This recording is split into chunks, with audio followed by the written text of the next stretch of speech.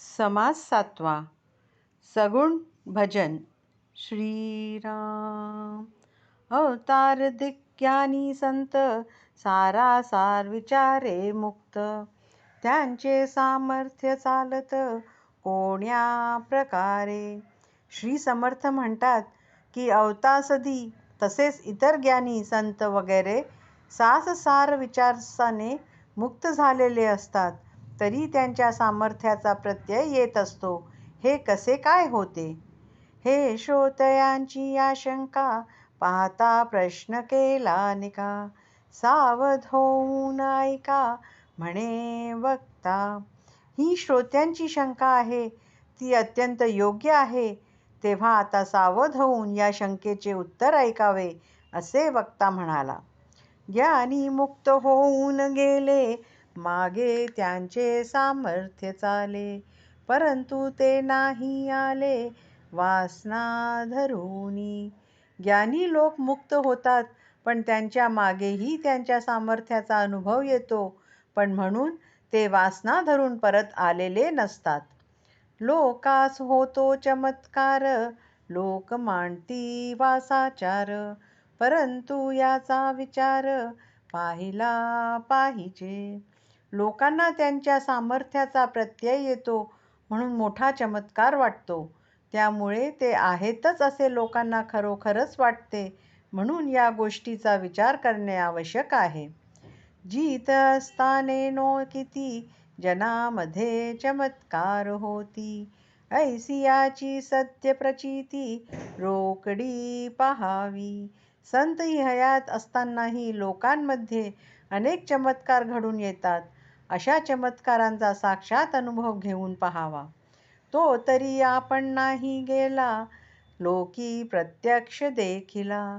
ऐसा चमत्कार झाला, यास काय म्हणावे. तो संत त्याच्या घरीच असतो, कोठेही जात नाही, तरी दुसऱ्या ठिकाणीही लोकांनी त्याला प्रत्यक्ष पाहिलेले असते. असा हा चमत्कार होतो, त्याला काय म्हणावे.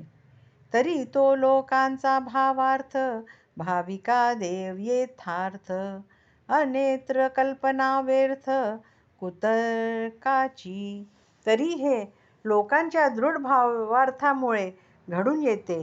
जेथे भाव तेथे देव याच अर्थाने लोकांना प्रत्यय येत असतो. येथे दुसरे तर्क किंवा कल्पना करणे व्यर्थ आहे. आवडे ते स्वप्नी देखिले, तरी काय तेथून आले. म्हणाल तेने आठविले, तरी द्रव्य का दिसे. आपल्याला मनापासून जे आवडते ते आपल्याला स्वप्नात दिसते, बाहेरून कोठून थोडेच आलेले असते. तुम्ही म्हणाल की नुसते स्मरण होते, तर मग स्वप्नात वस्तू प्रत्यक्ष का दिसतात.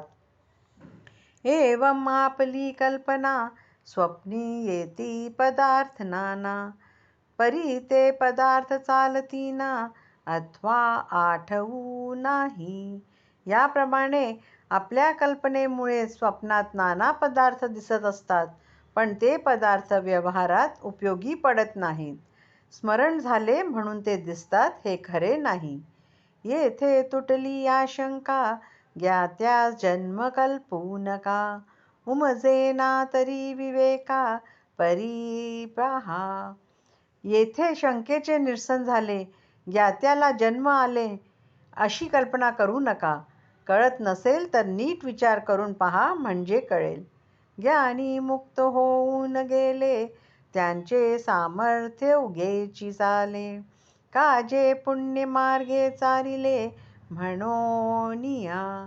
ज्ञानी मुक्त झालेले असतात, पण तरी त्यांच्या सामर्थ्याचा आपोआप प्रत्यय येतो, कारण त्यांनी पुण्य मार्गाचे आचरण केलेले असते.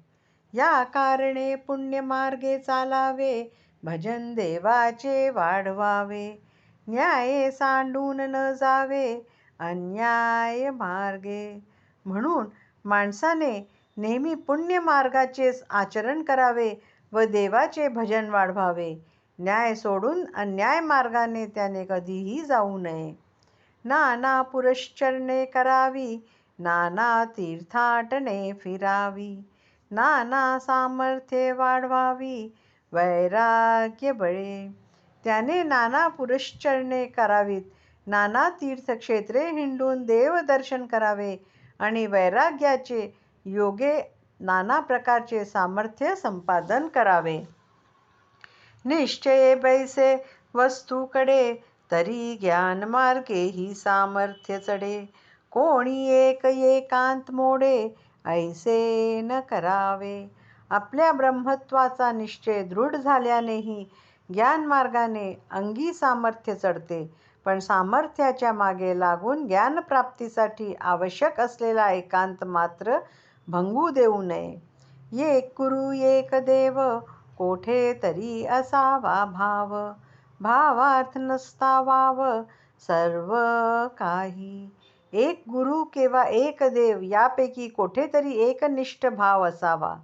असा एकनिष्ठ भाव नसेल तर सर्व काही व्यर्थ आहे. निर्गुणी ज्ञान झाले, म्हणून सगुण अलक्ष्य केले, तरी ते ज्ञाते नागवले दोहीकडे. निर्गुणाचे ज्ञान झाल्यावर जर सगुणाकडे दुर्लक्ष केले तर ते ज्ञाते दोन्हीकडून नागवले जातात. नाही भक्ती नाही ज्ञान, मध्येच पैसावला अभिमान. म्हणून या जप ध्यान सांडूच नये. धड भक्ती नाही, धड ज्ञान नाही, मधल्यामध्ये अभिमान मात्र भरपूर वाढतो. म्हणून सगुणाचे जप ध्यान इत्यादी सोडूच नये. सांडील सगुण भजनासी, तरी तो आता परी अपेसी. म्हणून या सगुण भजनासी सांडूच नये. जो कोणी सगुण भजनाचा त्याग करतो तो ज्ञाता जरी असला तरी ईश्वराच्या राज्यात त्याच्या कृपेच्या अभावी तो अपयशी ठरतो. म्हणून काही झाले तरी सगुण भजन कधी सोडूच नये. निकाम बुद्धीची या भजना, त्रिलोकी नाही तुलना. समर्थे वीन घडेना, निकाम भजन. निष्काम बुद्धीने केलेल्या भजनाची त्रैलोक्यात कशाशीही तुलना होऊ शकत नाही. पण योग्यतेशिवाय निष्काम भजन घडतच नाही. कामनेने फळ घडे, निकाम भजने भगवंत जोडे. फळ भगवंता कोणीकडे, महदांतर. सकाम भजनाने इच्छित फळाची प्राप्ती होते, पण निष्काम भजनाने प्रत्यक्ष भगवंताची प्राप्ती होते. क्षुल्लक फलाप्राप्ती आणि साक्षात भगवंताची प्राप्ती यात कुठल्या कुठे मोठे अंतर आहे. नाना फळे देवापासी, आणि फळ अंतरी भगवंतासी. या कारणे परमेश्वरासी, निकाम भजावे. सकाम भजनाने देवाकडूनच नाना प्रकारची फलप्राप्ती होते, पण त्यामुळे भगवंत दुरावतो. म्हणून भगवंत जर हवा असेल तर त्यासाठी निष्काम भावनेने त्याचे भजन करावे. निकाम भजनाचे फळ आगळे, सामर्थ्य चढे मर्यादा वेगळे. तेथे बापुडी फळे कोणीकडे. निष्काम भजनाचे फळ अलौकिक आहे. त्याने अंगी अमर्याद सामर्थ्य बनते. त्यापुढे इतर क्षुद्र फळांची किंमत काय? भक्ते जे मनी धरावे, ते देवे आपणची करावे. तेथे वेगळे भावावे, न लगे कदा. भक्ताने जे जे मनात धरावे ते देव स्वतःहूनच. तेथे वेगवेगळेपणाची भावना धरून प्रार्थना वगैरे करू लागत नाही. दोन्ही सामर्थ्ये एक होता, काळास नाटोपे सर्वथा. तेथे त्रासी कोण कथा, कीटकन्याये.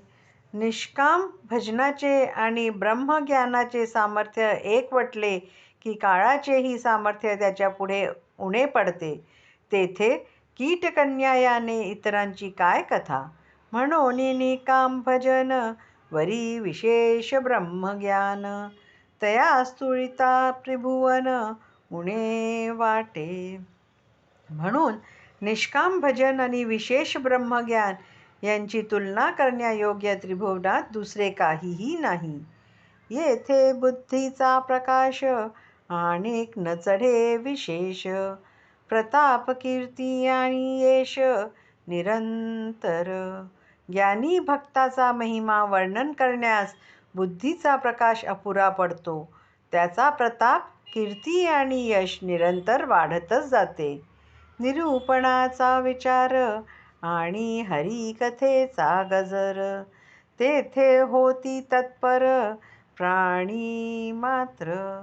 जेथे आत्मज्ञानाची चर्चा आणि हरिकथेचा गजर निरंतर होत असतो, अशा सत्पुरुषाकडे प्राणी मात्र तत्काळ आकर्षित होतात.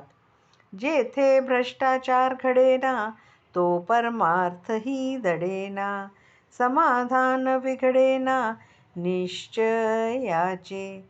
अशा सत्पुरुषाजवळ आचारभ्रष्टता अथवा दंभाभिमानादी परमार्थभ्रष्टता यांचा लवलेशही नसतो. त्याचा परमार्थ कधीही लपून राहत नाही आणि स्वरूपानुभव आल्यामुळे त्याला जे निश्चयात्मक समाधान लाभलेले असते, त्यात कधी बिघाड होत नाही. सारासार विचारही करणे, न्याये अन्याये अखंड पाहणे. बुद्धी भगवंताचे देणे, पालटेना. सारासार विचार करणे आणि अखंड योग्य अयोग्य पाहून त्याप्रमाणे वागणे, या प्रकारची बुद्धी ही भगवंताची देणगीच असते. ती भगवंताची अक्षय कृपाच असून त्यात कधी बदल होत नाही.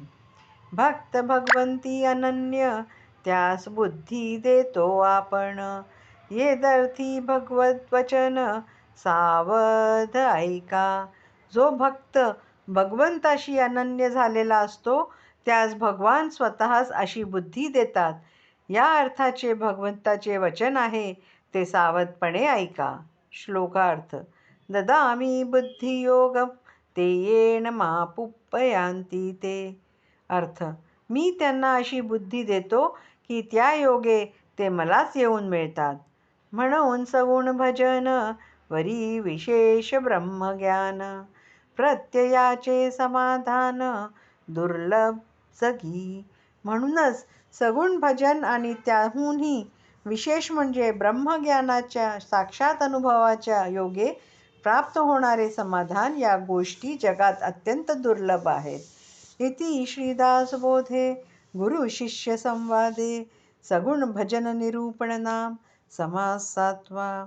इति श्री दासबोधे गुरुशिष्य संवादे सगुण भजन निरूपण नाम समास 7वा समाप्त.